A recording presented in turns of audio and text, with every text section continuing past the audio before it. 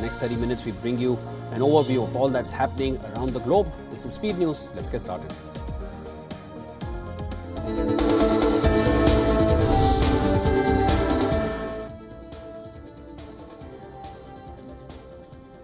Hamas leader Yahya Sinwar has said he wants a Gaza truce deal. Hamas has also asked the mediators to implement a ceasefire plan for Gaza, which was earlier put forward by US President Joe Biden, and has also hinted that it may stay out of the new round of talks scheduled for later this week. Israel has said that it will send a negotiating team to Doha or Cairo for the crucial ceasefire talks on 15th of August. This comes days after the US, Qatar and Egypt urged Israel and Hamas to return to the negotiating table.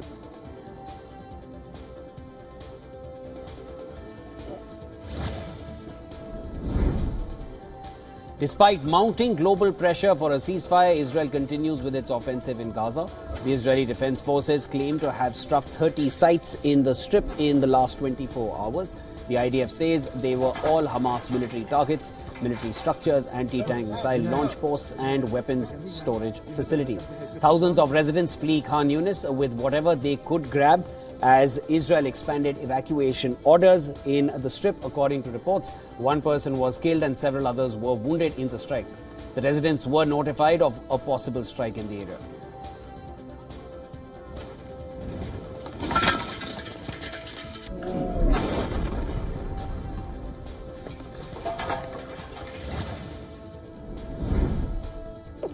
Israeli intelligence believe that Iran has settled on attacking Israel in the coming days.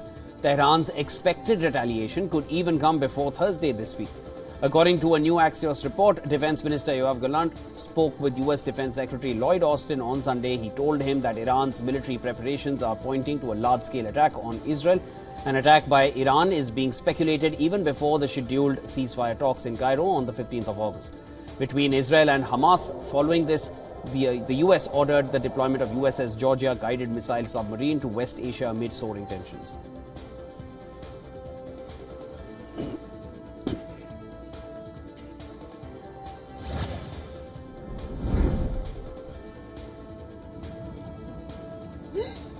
Hezbollah fired nearly 30 rockets from Lebanon into Israel on Monday overnight.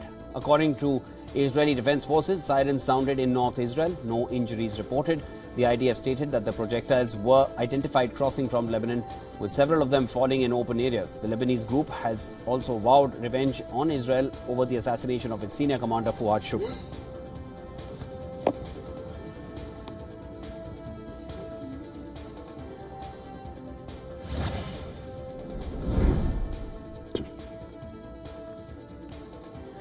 The ongoing tensions between Russia and Ukraine have extended to a blame game over a fire at the Zaporizhzhia nuclear power plant in South Ukraine. Ukrainian President Zelensky accused Russia of causing the fire at the plant, which is under Russian control. However, Russian-installed governor of Zaporizhzhia denied the allegation, saying that the fire was a result of shelling of the town of Enerodar by the Ukrainian armed forces. Meanwhile, both sides say there has been no detected spike in radiation levels.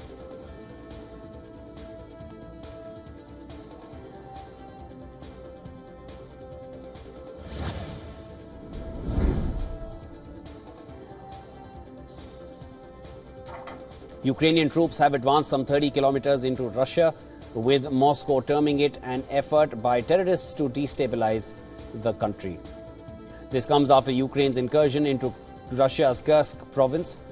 Russian President Vladimir Putin cast the Ukrainian attack as a major provocation. Meanwhile, Russia's defense ministry said on Sunday it had destroyed 14 Ukrainian drones and 4 tactical ballistic missiles overnight over the Kursk region.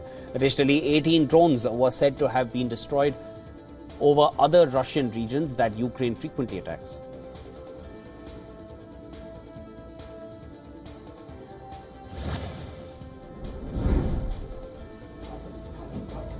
Tensions persist in the United Kingdom.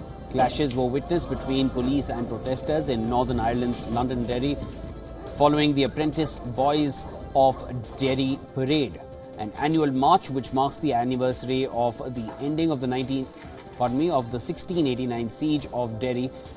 Petrol bombs, fireworks and heavy masonry were thrown during the disorder. injuring over 10 officers. A total of 20 officers were hurt in the police operations. So far, a 46-year-old man has been arrested and charged with disorderly behavior.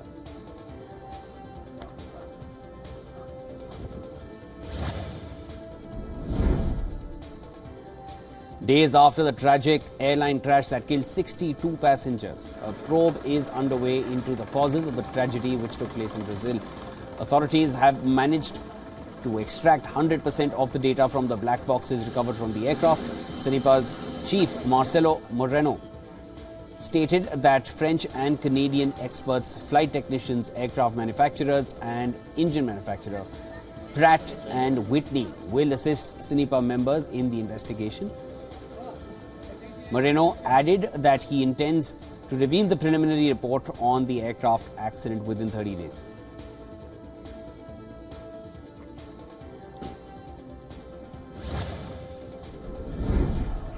Multiple attacks have been reported on the Hindu minority in Bangladesh. They've triggered protests in several countries, and this comes amid continued civil unrest in Bangladesh. There's massive outrage over protection of Hindu minority in the country. According to reports, at least 2 Hindu organizations in Bangladesh and members of minority community have faced at least 205 attacks across 52 districts.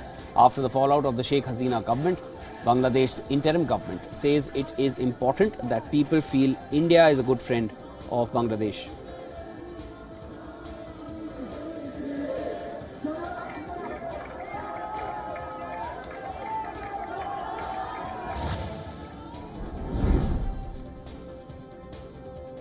Bangladesh interim government's chief advisor Mohammad Yunus was acquitted in a graft case over alleged misappropriation of funds from Grameen Telecom workers and employees welfare fund. The acquittal comes 3 days after taking oath as the head of Bangladesh's interim government.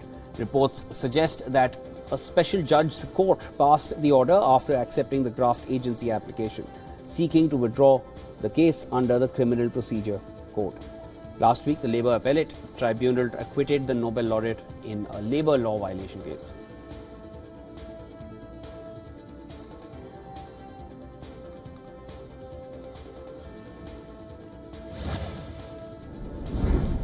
Amid widespread outrage over the rape and murder of a trainee doctor in India's West Bengal, the Federation of Resident Doctors Association, or FORDA, has announced a nationwide suspension of elective services, including OPD, wards and elective operating theatre on August 12th.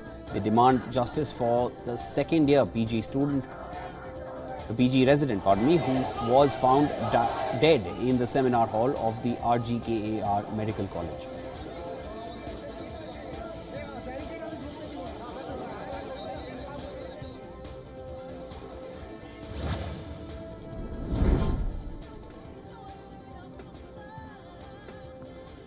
In the US, on the campaign trail, US Vice President Kamala Harris was in California on Sunday, and this is after campaigning in key battleground states. She attended a Sunday fundraiser in San Francisco that drew top Democrats, including former House Speaker Nancy Pelosi and Governor Gavin Newsom. The fundraiser raised more than $12 million for the conclusion of Harris and running mate Walz's swing state tour. Nearly 700 people purchased tickets that cost between $3,300 and $500,000.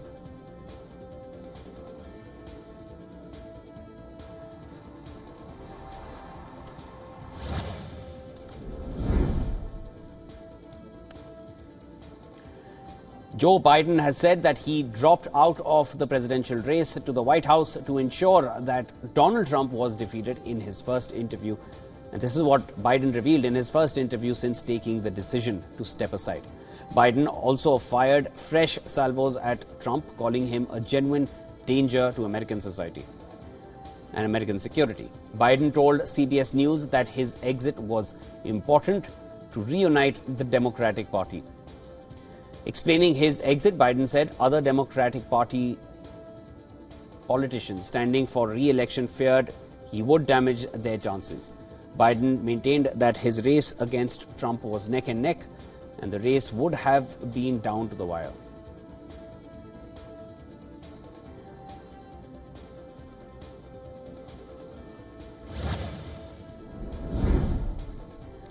China, known for its vast population, is now grappling with a declining birth rate, while pet ownership, particularly among the younger generation, is skyrocketing.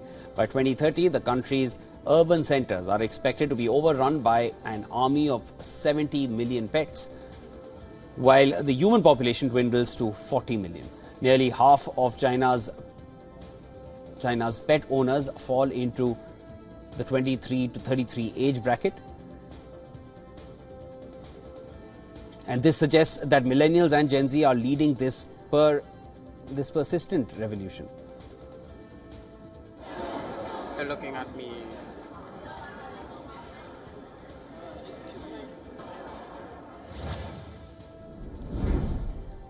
South Korean officials discuss electric vehicle safety in a recent meeting. This comes amid growing consumer concern after an EV blaze in an underground garage extensively damaged an apartment block.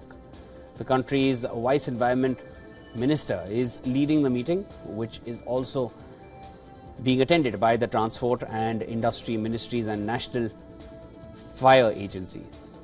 Transport Ministry officials will also hold talks with automakers to discuss the proposal to disclose battery brands used in EVs. Media reports said images published in media of dozens of charred cars with only their metal frames remaining in the parking lot fire have fueled consumer fears about EVs.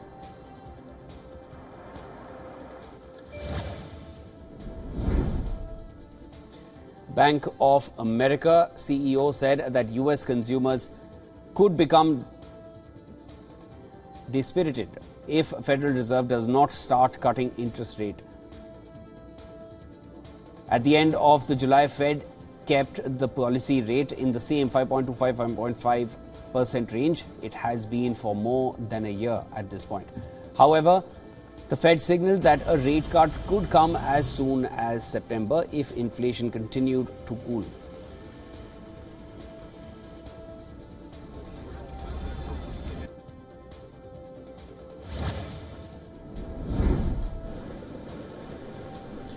Australia's central bank said on Monday economic forecasts were subject to huge uncertainty. And this is one reason that policymakers have stayed the course on interest rates while waiting for more data. Reserve Bank of Australia Deputy Governor Andrew Hosser said that inflation had been sticky in different parts due to there being less spare capacity in the economy.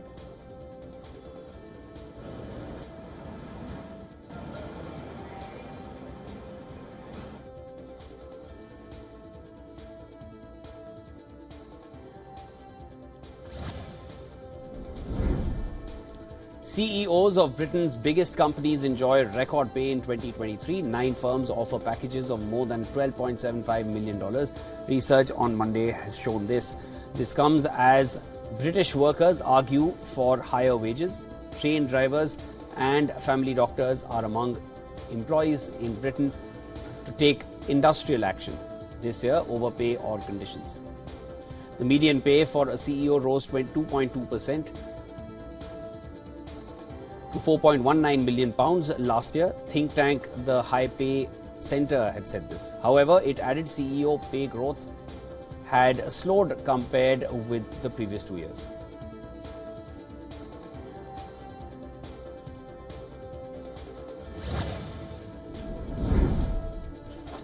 The death toll in the landfill landslides at Uganda has now risen to 21. The landslides that took place last week in Uganda's capital, Kampala, after incessant rains led to the collapse of the city's landfill, burying residents in their homes. Meanwhile, Uganda's president, Museveni, said that he has directed the Prime Minister to coordinate with authorities or the removal of all those living near the garbage site.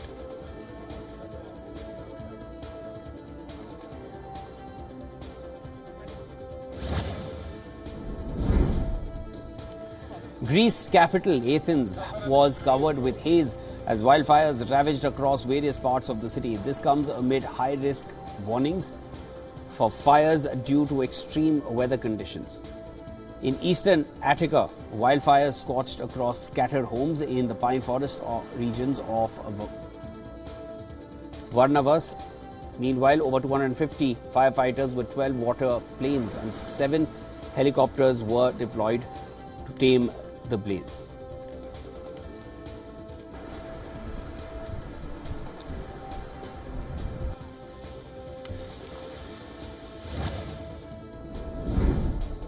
A recent report has indicated that the Global Internet Forum to Counter Terrorism is concerned about content from the Palestinian militant group Hamas being shared on social media platform X. Additionally, the organization is worried that X's involvement as a board member is undermining the forum's credibility. The forum also includes other major social media companies like Facebook, Microsoft and YouTube. According to reports, X has become the easiest platform to find Hamas videos.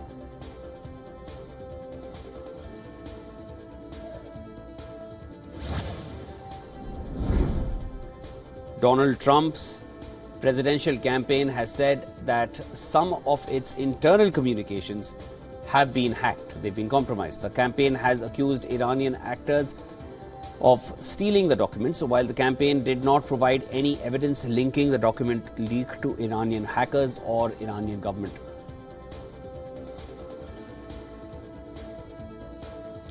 The accusation comes one day after Microsoft released a report indicating that Iranian hackers targeted the campaign of an unnamed US presidential candidate this year.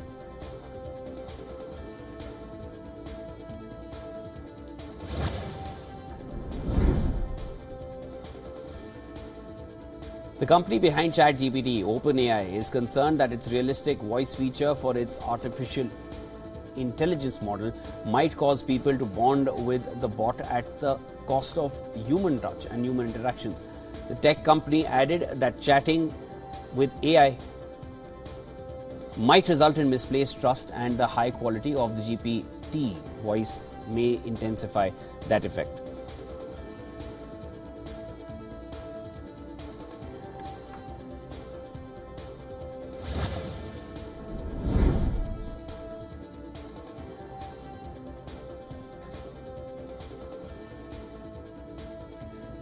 Cybersecurity experts have reported a sharp increase in GPS spoofing attacks, which is a digital threat that can disrupt commercial flights by manipulating the time instead.